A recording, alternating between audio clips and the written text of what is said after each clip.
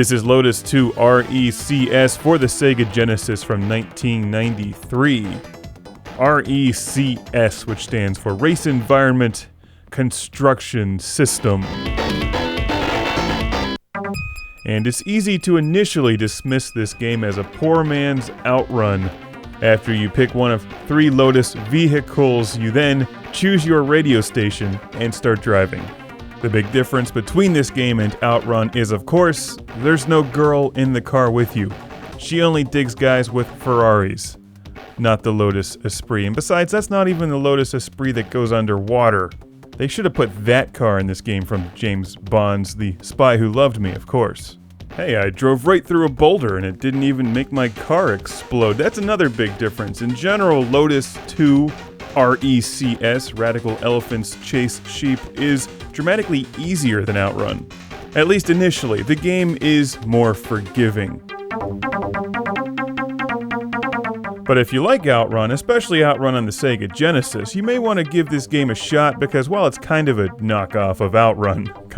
It's definitely a knockoff of Outrun.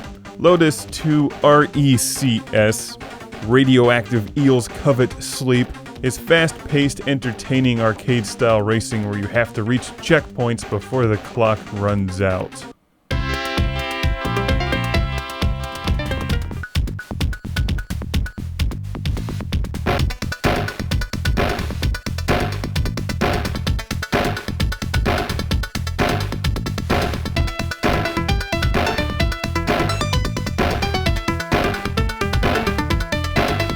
The music in this game is not half bad. It's actually quite catchy. Maybe not as memorable as the music in Outrun, but what is?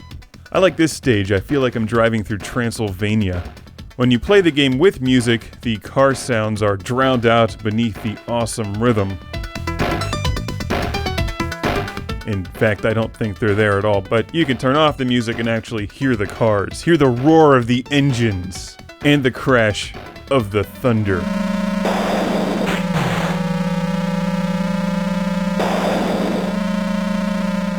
That's the best thunder sound ever, because it sounds like somebody is making that sound with their mouth. That's not from the game, that was me.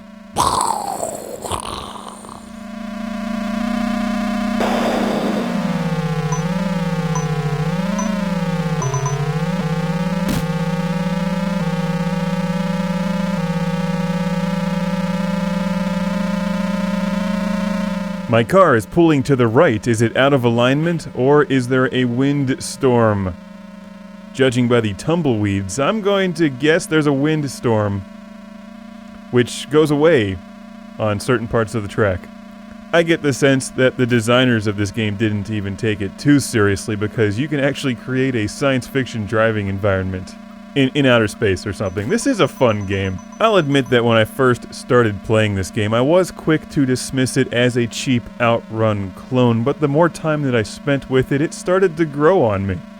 I began to like this game, Lotus II R.E.C.S, Orbital Drop Shock Trooper.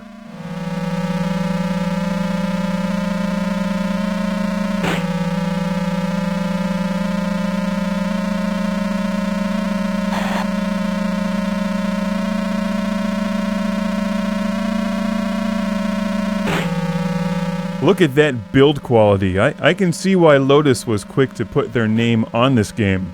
Most cars would have exploded into a fiery ball of pixels sending tires across the screen, but not a Lotus.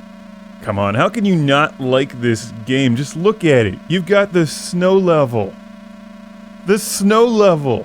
Giant fluffy white pixels falling from the sky, and a sense of serene quietude only found in the snow level.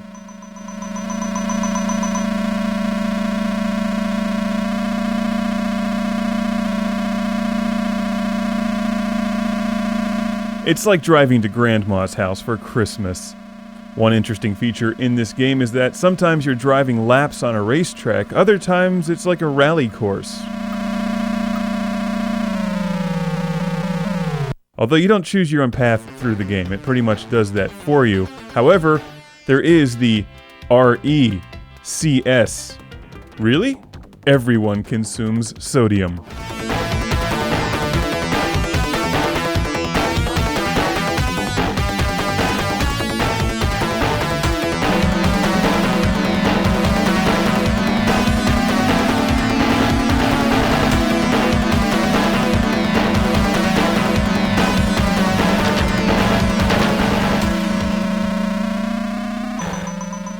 It's good to know that in addition to the Turbo Zone, that trees still exist in the future. Hey, wait a second, this game isn't just a knockoff of Outrun, it's a knockoff of Night Driver, the Atari 2600 classic. Lotus II R.E.C.S, rotating electrical conductive circuits. Wait, no, circuits has a C. Crap, that one doesn't work. This is one of those electronic arts cartridges for the Genesis with the powerful yellow piece of plastic that just sort of identifies it as an EA cartridge. If you see one, pick this game up.